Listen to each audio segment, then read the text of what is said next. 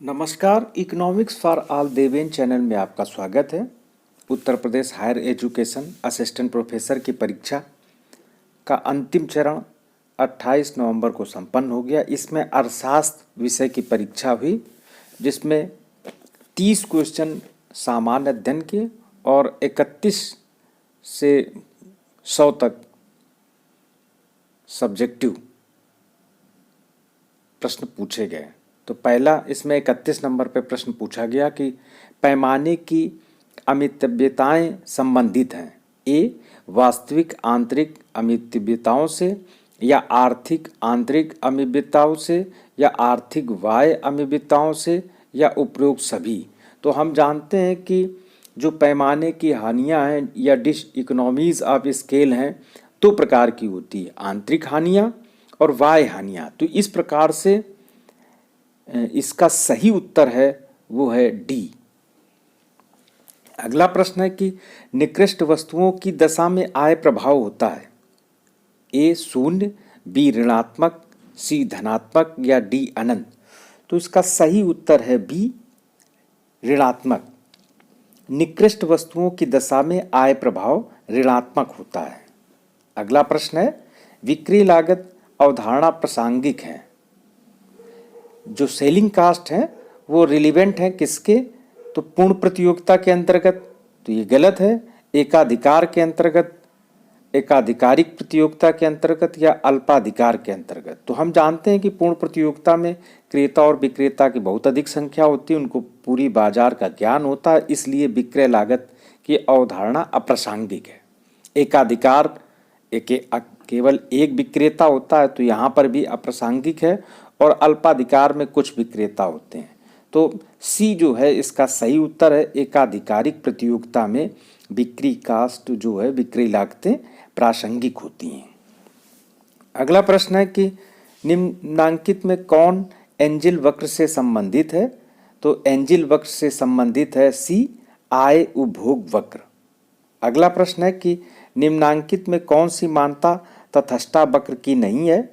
तो कमजोर क्रमवाचकता ये मान्यता है, वस्तुओं की पूर्ण विभाज्यता ये भी मान्यता है, और उपयोगिता की क्रमवाचक प्रवृत्ति तो ये भी मान्यता है, और स्थिर आय ये मान्यता नहीं है। तो इसका सही उत्तर है 35 का बी। अगला है कि बिक्री अधिकतमीकरण मॉडल का प्रतिपादन किसने किया है? तो इसका सही उत्तर है बामोल। बामोल के द्वारा बिक्री अधिकतम मॉडल को प्रस्तुत किया गया था। अगला प्रश्न है कि शोषण कर्व या तस्करी आकार की अल्पकालीन औसत परिवर्तनशील लागत वक्र की अवधारणा प्रस्तावित की गई। तो मॉडर्न कास्ट थ्योरी में तस्करी आकार के अल्पकालीन औसत परिवर्तनशील लागत की व्याख्या स्टिगलर के द्वारा किया गया है। तो इसका सही उत्तर है सी स्टिगलर। अगला प्रश्न है कि आगत निर्गत तकनीक की अवधारणा किसने दी है? तो इसका सही उत्तर है डी लियोनतीफ ने आगत निर्गत की अवधारणा दी है। अगला प्रश्न है 39वां की एलएम वक्र में परिवर्तन का क्या कारण है? स्वायत्त निवेश में वृद्धि, या बी मुद्रा आपूर्ति में वृद्धि, या सी उपभोग में वृद्धि, या डी बचत की दर में वृद्धि। तो इसका सही उत्तर है बी मुद्रा की आपूर्ति में वृद्धि। अगला प्रश्न है 40वां कि मिल्टन फ्रीडमैन के मुद्रा परिमाण सिद्धांत में मुद्रा की मांग समीकरण में कौन शामिल नहीं है? तो इसका सही उत्तर है डी तरलता का स्तर। तरलता का स्तर फ्रीडमैन के मुद्रा परिमाण सिद्धांत में शामिल नहीं किया गया है। अगला प्रश्न है कि सामान्य एलम वक्र का ढाल क्या होता है? तो इसका सही उत्तर है बी धनात्मक। एलम वक्र बाएं से दाएं ऊपर की ओर चढ़ता हुआ होता है। 42वां है कि कर की दरों में परिवर्तन ये कौन सा किस नीति का उपकरण है? तो इस मौद्रिक नीति का, या राजकोषीय नीति का, या श्रम नीति का, या जनसंख्या नीति का। तो इसका सही उत्तर है बी राजकोषीय नीति का। अगला प्रश्न है कि दीर्घकाल में फिलिप्स वक्र का आकार कैसा होता? तो ए बेरोजगारी दर, अक्ष के समानांतर, बी बेरोजगारी दर अक्ष की ओर गिरता हुआ, या सी बेरोजगारी दर अक्ष से ऊपर उठता हुआ, या डी बेरोजगारी दर अक्ष पर लंबवत। तो इसका सही उत्तर है डी, बेरोजगारी दर अक्ष पर लंबवत हो जाता है। अगला प्रश्न है कि निम्नांकित में कौन सा राजकोषीय नीति का घटक नहीं है? ए सार्वजनिक आय, बी सार्वजनिक व्यय, सी करारोपण, डी मुद्रा आपूर्ति। तो इसका सही जो उत्तर है वो है डी, मुद्रा आपूर्ति जो है वो राजकोषीय नीति का घटक नहीं है।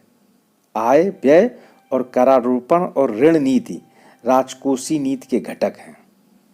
अगला प्रश्न है 45वां कि बहुआयामी निर्धनता सूचकांक को समाविष्ट किया जाता है विश्व मानव रिपोर्ट में, या मानव विकास रिपोर्ट में, या सी विश्व विकास रिपोर्ट में, या डी भारत की मानव विकास रिपोर्ट में। तो चूंकि एमपीआई को मानव विकास रिपोर्ट में शामिल किया जाता है तो इसका सही उत्तर है बी, एचडीआई जो मानव विकास रिपोर्ट होती है। अगला प्रश्न है कि हिग्स के तटस्थ तकनीकी प्रगति को वर्णित किया जाता है। तो इसका सही उत्तर है सी, दोनों श्रम और पूंजी सर्वकारी रूप में। अगला प्रश्न है कि आर्थिक समृद्धि और आर्थिक विकास के मध्य सुस्पष्ट अंतर का आधार क्या है? ए आर्थिक प्रगति, बी आर्थिक कल्याण, सी जीवन में गुणात्मक परिवर्तन, या डी दीर्घकालीन परिवर्तन। तो इसका सही उत्तर है सी, जीवन में गुणात्मक परिवर्तन। अगला प्रश्न है कि हेरल्ड का आर्थिक समृद्धि मॉडल विचार नहीं करता है किसी स्थिर समृद्धि दर पर, या किसी न्यूनतम समृद्धि दर पर, या सी वांछित समृद्धि दर पर, या डी प्राकृतिक समृद्धि दर पर। तो इसका सही उत्तर है बी, किसी न्यूनतम समृद्धि दर पर। अगला प्रश्न है कि निम्नलिखित में कौन सा मॉडल समग्र समृद्धि दर पर तकनीकी प्रगति के योगदान का विश्लेषण करता है? तो इसका सही उत्तर है ए, सोलो मॉडल। 51 है क्राउडिंग आउट प्रभाव को परिभाषित किया जा सकता है।